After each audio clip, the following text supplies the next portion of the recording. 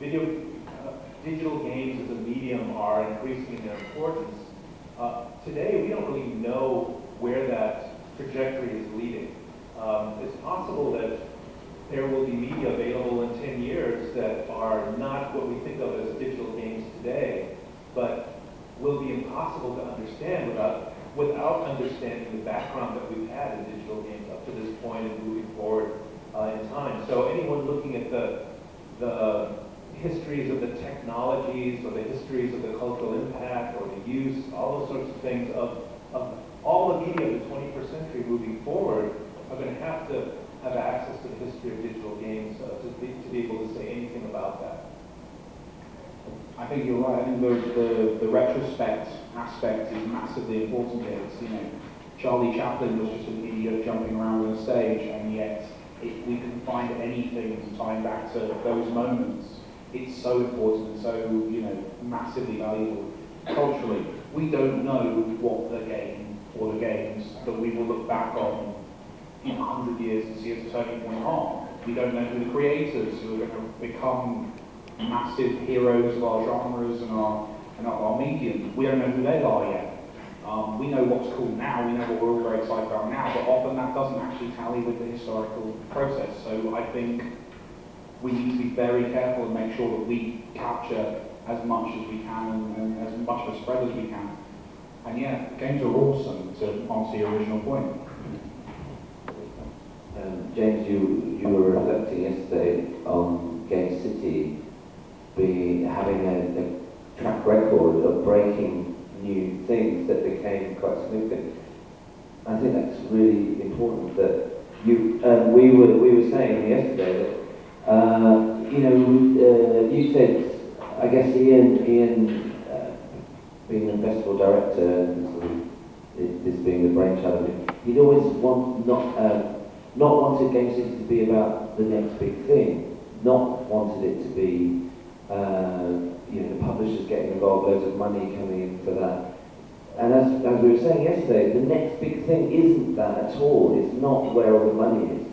Where all the money is what's big now. And the next big thing in the marketer's terminology is the next big release that we've poured a lot of money into. But the next big thing in this sense that we're talking about is something else entirely, and it's extremely difficult to identify.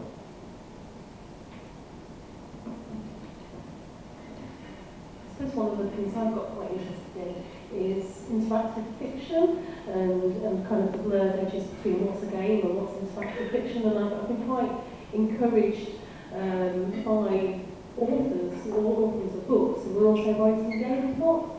I'm thinking Naomi Alderman, who's done some of his run, but it's also being implemented by Margaret Atwood, and it's a very well-respected author, so I'm finding this a very exciting area, and I think this will only give even more kudos to, like say, the role of video games in society. Excellent. Naomi Alderman just been appointed to my department. I'm going to Nico. That's really no interest to you. I suspect that's going to be having coffee with wrong with it. What were we saying? Something about games. Yeah, so there's a couple of questions there. So one is I guess who should decide? We can't keep everything. So let's get to that. But first, I was kind of struck by this morning when we were talking about the musical theatre. Sort of parallels that there might be between games. So what are the challenges of preserving games? So it's not presumably just putting some consoles and cartridges in a glass case, or sticking them up in our case, perhaps for a whole bunch of these other people to conserve them and make sure that they stay in climate controlled storerooms, or occasionally get wheeled out so that people can enwrapped or stare at them through this glass, or possibly even play them.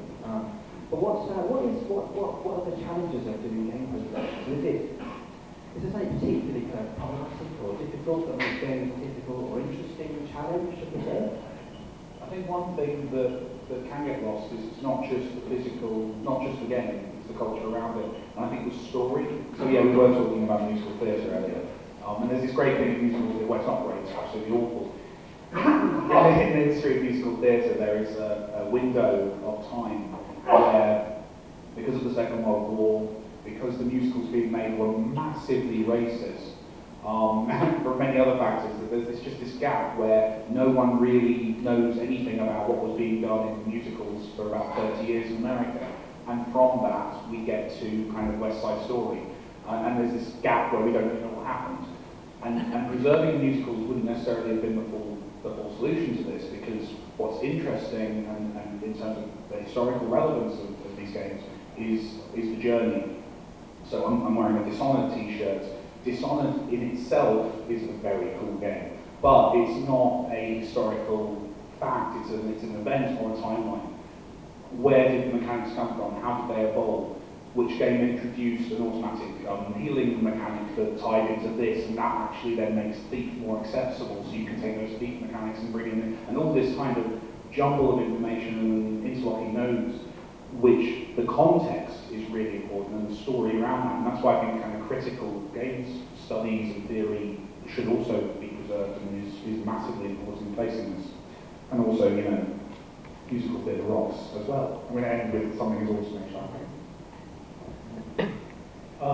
There's a kind of a saw that's gone around a lot in some of the studies of game preservation, which is basically, in terms of media preservation, if you can preserve digital games, you can preserve just about anything, if you could actually do that. Because digital games, to some extent, involve almost every other medium in them.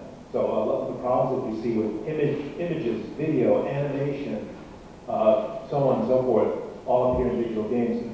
The thought to sort of answer the question about the challenges, which of course could be a 4-hour answer, if you really wanted my honest answer to this, is just, I'll just make one point, which is just with all the work that we have done with various projects, we've actually accomplished very little so far. For example, if you think of the library or the museum having sort of an end-to-end process, from collecting a game to having everything all ready for people to walk in the door and come in and access what you have in the collection. So far, we've only worked on data capture, really, intensively. We've only done the data capture piece of it if we look at what we've done at Stanford with our partners and a few other universities. And that's, you know, almost 4 years' work. That's pretty much what we focused on. We haven't done much about discovery, search, discovery, you know, cataloging, if you will. I teach a library school course involved with the curation of new media, and one of my assignments is for them to figure out a way to catalog a video game. It always leads to a lot of hilarity. We don't have access mechanisms. We haven't figured out like what we're going to do in the reading room, the rare books and manuscripts room. In the case of my university, that's the room you go to get to the historical video game collection. You can imagine you go up to the service desk where they deal with rare books and manuscripts, and you say, "I'd like this from the Cabernetti collection, which is our main historical collection. It's this Atari 400 game you have in the collection, and I see you also have an Atari 400 there. Could you please set that up for me?" It's going to be a problem. So we've only just barely gotten into that end-to-end process. And the other part I wanted to mention, to show how incomplete much of our work has been, is the conversation mostly about preservation of video games has been a conversation about software preservation and to some extent hardware preservation, but it's been about artifact preservation, so that you could have this library of video games. However, you know, we can talk a lot about what that means, but you would have things on the shelf that people could come and look at. There's been very little, you know, context just came up. There's been very little comparably done on documentation of the culture, of what players do, what has happened in virtual worlds and game worlds, you know, both players, developers, how games are designed and developed, all of those sorts of things. Relatively little has been done. And I think, you know, there's sort of an exercise I go through with people with various audiences and students, kind of put a gun to their heads kind of question where I said, you know, if you think of yourself as a scholar 50 years from now, and you have a choice, again, the gun is to your head, you can only choose one of the two, of either having a complete library of all the digital games that have ever been made that you can play, or a complete collection of documentation around the history of those games, how they were developed, how they were played, you know, screenshots, videos, all of that. Which would you take? And interestingly, so far, at least in my academic fact, I might ask you to raise your hands in a second to answer the question, but on the academic side, when I've asked that question, it's been 100% documentation. I've never had anybody say they would rather have the collection of games than the collection of documentation. Is there any, well, maybe when it opens up a little bit, somebody could make a case for having the games and not the documentation, if there's anybody here that believes that. So here's this is a version of that question then. So is it important to be able to play games? So is this like sort of orthodoxy that you have to, the games are only really revealed when they're played, so you can't really understand them. So like when I started doing my game study stuff in the mid-90s, started going to conferences, and there was this kind of, it's almost like an encounter group feeling about it. There was a bunch of people who stand up, and they start telling about the game that they've watched over their shoulder or something. And there's a bunch of other people who stand up and say, yeah, my name is Dr. So-and-so, and I play games. And you think, well, yeah, I should think so too. It's inconceivable you go to a Shakespeare conference and you stand up there in front of your learned peers and say, well, the thing is, I hadn't really read the play, but I had the York notes on the train, and I think I pretty much got the gist of it, so this is my take on the Merchant of Venice. Now that seems to be pretty inconceivable that you wouldn't have played games, and I spent a long time thinking, that's what's so distinctive about this stuff, isn't it? It's play, you have to, how can these people not have played these things? They reveal themselves through play. But more recently, I've come to kind of understand that actually that's not necessarily the case. And it kind of picks up on that question then. So, what's the object? What are we trying to do with game preservation? So is it about having a bunch of playable stuff in the future? Or are there other ways of thinking about this? So is it about like creating the best arcade in the world? Or free play constantly? Or just give people about 10p to turn up? Or whatever it is nowadays. Or is there some other way? Is there a better way of describing what these things are? So just playing, I guess this kind of comes down to which audiences and why you're preserving this stuff and what they need to get out of it. But you can imagine going to a gallery or going to a museum, there's a particular part of the game that you really want to, get to. Right? When the deputy plans. Sorry, I should have said spoiler alert first. In the Ocarina of Time, it takes a long time to get to this. And there's anything after the water temple, you're probably not going to get to anyway.